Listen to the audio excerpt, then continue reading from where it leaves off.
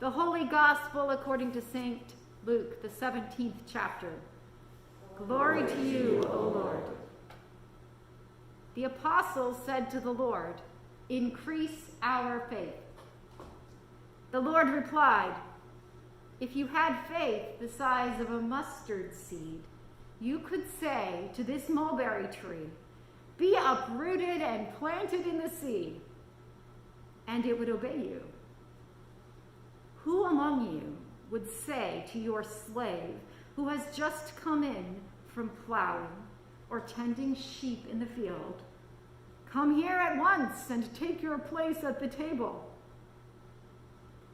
Would you not rather say, 'Prepare supper for me, put on your apron and serve me while I eat and drink. Later you may eat and drink'? Do you thank the slave for doing what was commanded? So you also, when you have done all that you were ordered to do, say, 'We are worthless slaves. We have done only what we ought to have done.'" The Gospel of the Lord. Praise to you, O Christ. You may be seated. What would you do if you had more faith? What could you do? What couldn't you do, right? Maybe if we had more faith, things would work out better. Maybe if we had more faith, God would send us a miracle. Maybe if we had more faith, there would be 300 people wanting to worship here every Sunday. Maybe if we had more faith, at the very least, things might make sense once in a while. So it's easy to join the apostles in crying out, "Lord, increase our faith." You'd think Jesus would be happy about that. Look, we've even come to the right place. We know that we can't get faith on our own. We have to ask Jesus. And then Jesus looks at his apostles, and he looks at us, and he tells some ridiculous story about a mulberry tree, followed by something to do with slaves, which is even less helpful. Is it just me, or does Jesus seem a little cranky? Maybe he knows where this story is going.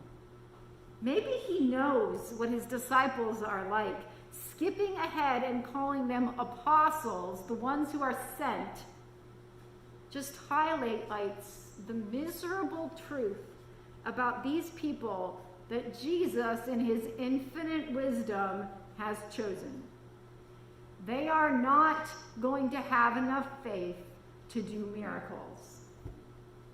They won't even have enough faith to stick around.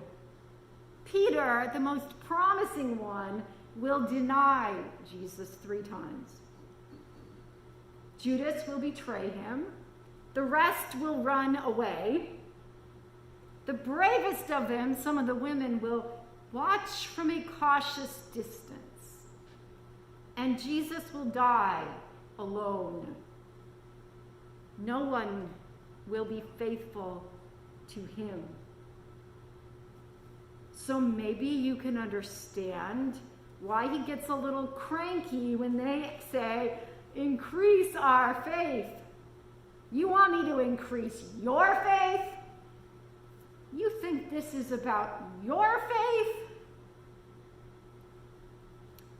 If this was about your faith, Jesus is thinking as he carefully avoids rolling his eyes, we might as well all go home. But then Jesus does something extraordinary. Where we are faithless, Jesus is faithful. Where our loyalty lasts only so long, Jesus remains loyal. Where our trust is inadequate, Jesus is trustworthy beyond all limits. Jesus remains faithful to the end. And when God raises him from the dead, he is faithful beyond the end. He is so faithful that he changes what faith means. Faith is not a question of what you believe or of how much you have. Faith is a matter of who. What matters isn't what you believe. What matters is who you believe. What matters isn't how much you trust, but who you trust. Jesus doesn't so much increase our faith. That wouldn't make sense, because Jesus is our faith. He takes his faithfulness, his trustworthiness, his loyalty to God, and he breathes it into us, just as God breathed life into the first people. He fills us with his Spirit so completely that his faith is our faith. We wear our faith, which is his, in the sign of the cross marked on our foreheads. So what matters isn't what we can do with our faith. What matters is what Jesus can do. So somehow, by some miracle, the apostles will be sent out. They will spread the good news. Maybe witnessing Jesus' death and resurrection will increase their faith. Maybe the power of his Spirit will strengthen their faith. Or maybe it's also true that they had enough faith the whole time. They never needed more because they always had Jesus. So sure, maybe if you had more faith, you could throw a tree into the ocean. But why? Why do you want to put this tree in the ocean? Does the tree need to be in the ocean? Who are you trying to impress?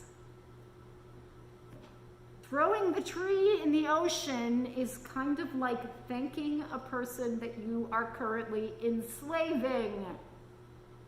If you are actually as nice as that, you could maybe try setting them free. Thanking a person while you are still enslaving them, that just adds insult to injury, right? It's not like they're doing what you say as a personal favor.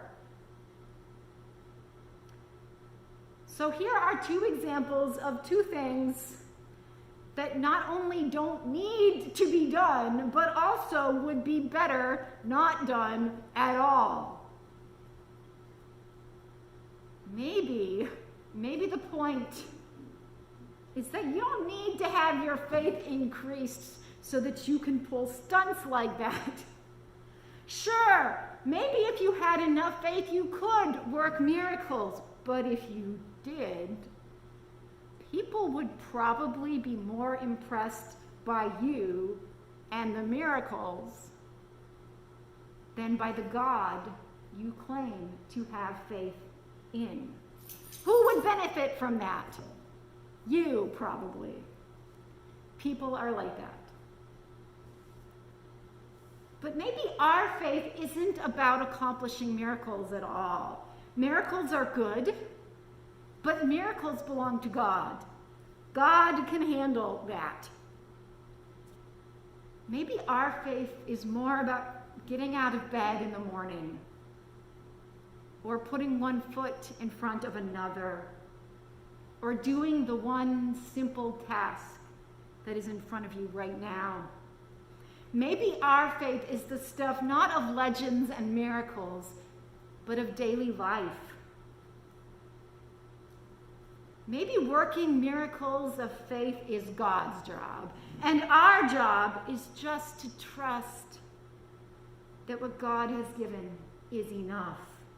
Maybe our job is to trust that God doesn't need our good works. but our neighbors do. Maybe our job is to trust that the faithfulness of Jesus is enough. So maybe the question isn't, what would you do if you had more faith? Maybe it's, what is Jesus already doing? Somehow, by some miracle, we are now the ones being sent. We are the ones called to spread the good news. Maybe witnessing Jesus' death and resurrection will increase our faith. Maybe the power of his Spirit will strengthen our faith. And maybe it's also true that we have had enough faith the whole time. We've never needed more faith because we already have Jesus. And Jesus is enough faith for us all. So in his name, all God's people say, Amen.